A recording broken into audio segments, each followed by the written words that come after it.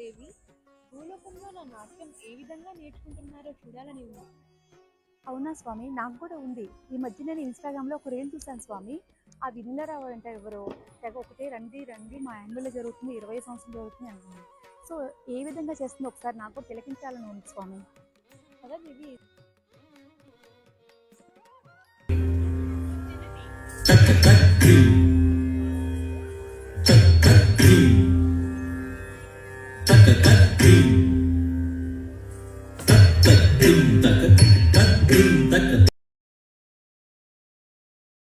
అద్భుతంగా చేస్తుంది దేవి, నువ్వు చెప్పింది నిజమే.